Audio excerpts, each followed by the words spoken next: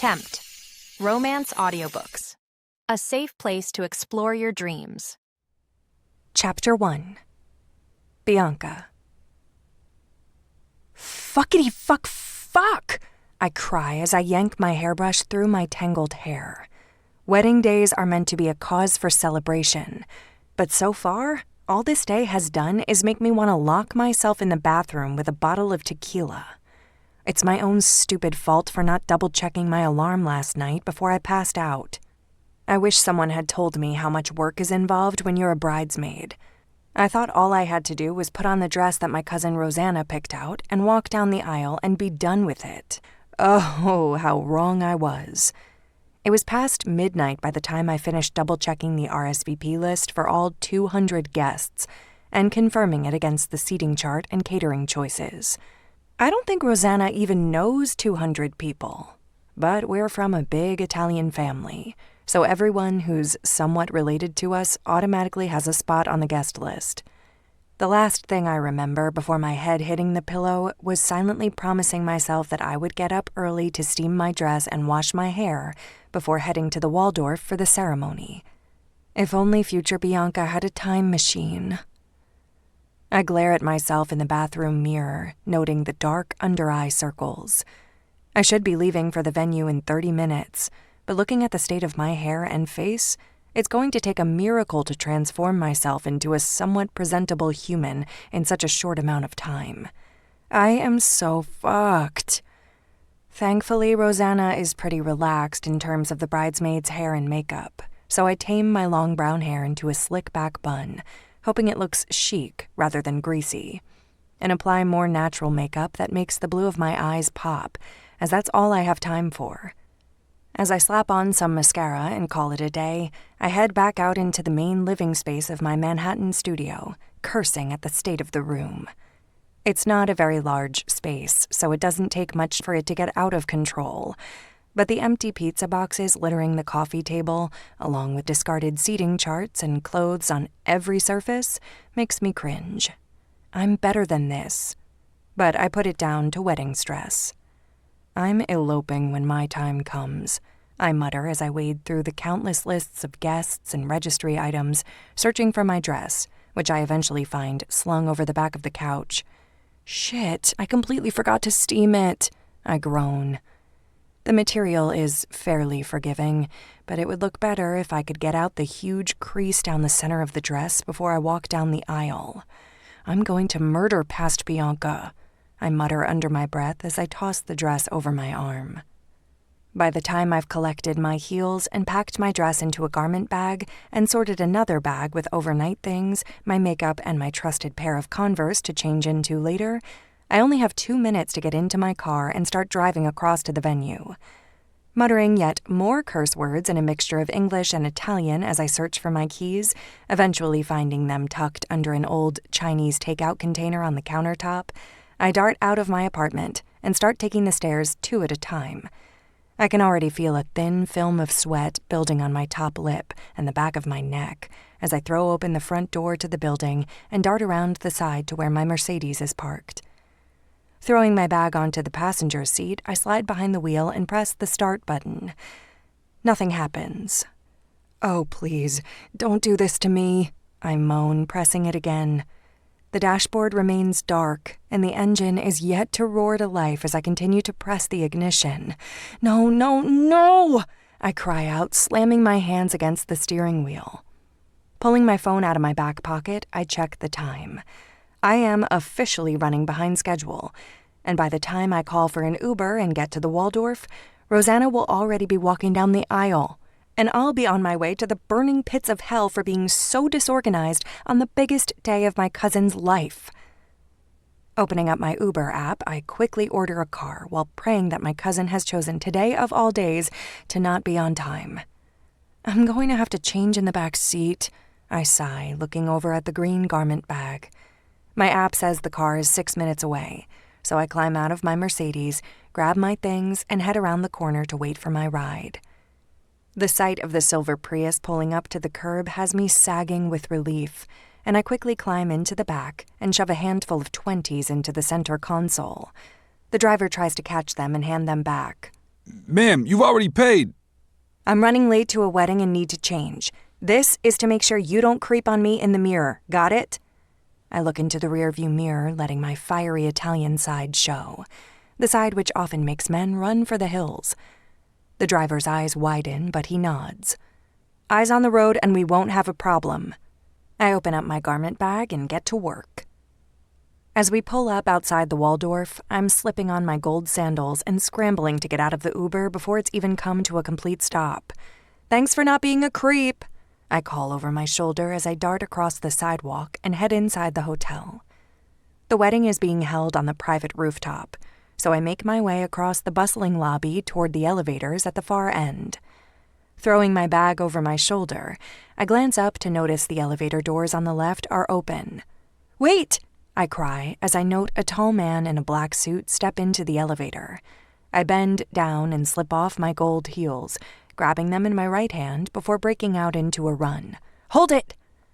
The carpet is scratchy against my bare feet, and I'm suddenly aware that I'm in a backless dress with no bra, meaning my boobs are threatening to make an appearance.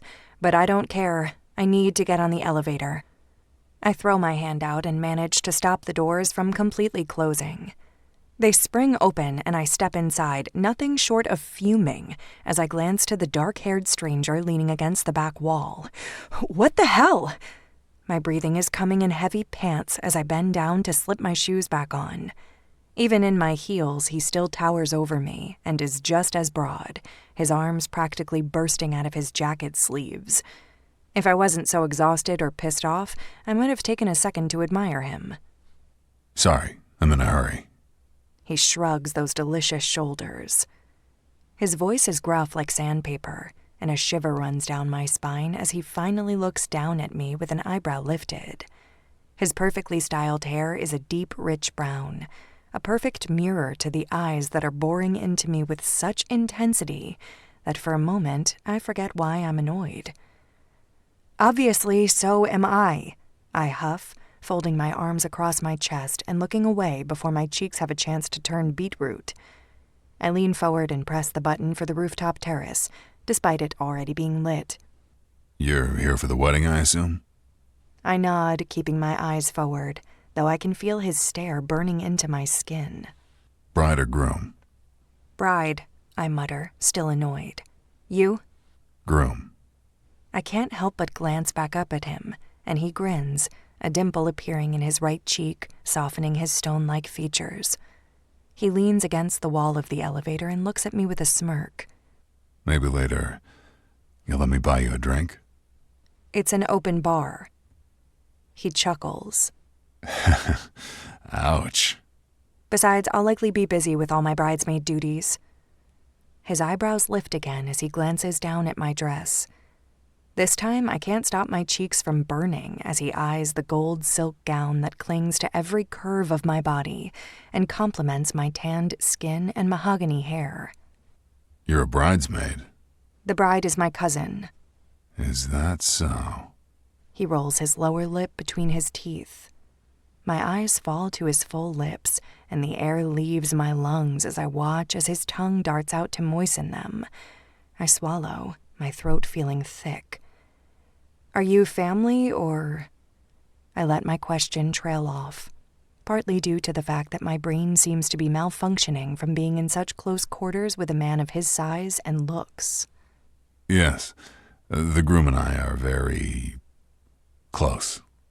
There's a certain hint of amusement in his eyes as he speaks. It must be a joke I'm missing, perhaps from past college days spent in a frat house on Greek Row. As the doors slide open, revealing the packed rooftop terrace where the ceremony is being held, he offers me a last wink before stepping out. Well, enjoy the wedding. As he disappears into the crowd of guests, I roll my eyes, but I'm soon distracted by the sight of the terrace. It's almost midday, and the sun is beaming down over the guests, casting the space in a warm glow. Arches of soft pink peonies and white roses line the aisle, with rows of white chairs on either side with gold ribbons tied to the back. I take a moment to look around at all the guests, many already holding glasses of champagne that are being carried around on trays by waiters. It's breathtaking, isn't it? I jump at the sound of my father's voice as he appears beside me, wrapping a comforting arm around my shoulder. Ah, Papino, I sigh, glancing up at my father. His salt and pepper hair is styled neatly, and he's wearing a crisp linen suit that I had picked out for him. You look very dashing, I tease. I'm glad I didn't miss anything. It's been one thing after another, what with my alarm not going off, then my car wouldn't start. Bambina. My father takes my hand, squeezing tightly. I turn toward him. A deep crease forms between his eyebrows, and his mouth is pulled down into a frown. Something's troubling you. I scan his face for any indication of what's wrong. Emilio Bellucci is not a man who shows much feeling, but his blue eyes are filled with nothing but sadness as he looks around at the bustling terrace. Yes. He avoids my eyes. What is it, Papino? Is it Rosanna? Is she okay? I glance around, my heart sinking in my chest. Has she had second thoughts? Has the groom? No, it's nothing to do with Rosanna. I let out a breath, relaxing just a little. If the bride and groom are still going through with the wedding, any other issue will be trivial. Then what is it? I really need to go and check on Rosanna before the ceremony starts. We're already a few minutes late. Come with me. We shouldn't discuss this so publicly. Taking me by the arm, he leads me around the edge of the terrace and through a door that opens onto a private room that, by the looks of it, is being used as a cloakroom by the wedding guests. My father takes my bag from me and places it on the floor beside a rail of coats. I've not been completely honest with you, Bambina. The way my father is refusing to look me in the eye has my stomach fluttering with nerves. He's not a man of many words, and we don't have the closest of relationships, but we have always been honest with one another no matter what. So the fact that he's in distress over whatever it is he has failed to tell me has a lump forming in my throat. What is it, Papino? I press, my voice barely above a whisper. I watch as his shoulders sag, as his mouth opens and closes once, twice, before he lifts his eyes to mine. This isn't Rosanna's wedding. Okay. A laugh threatens to escape my lips. Is my father playing some sort of joke? I've spent weeks going over guest lists and catering options with Rosanna. Whose wedding is it? But the way my father's expression turns from one of guilt to sympathy has my knees almost buckling beneath me. It's yours. You can listen to the rest of the book in the Tempt Romance audiobooks app, available on the App Store and Google Play. The link to the book is in the description. Discover even more bestsellers and exclusive stories updated weekly, only in Tempt Romance audiobooks.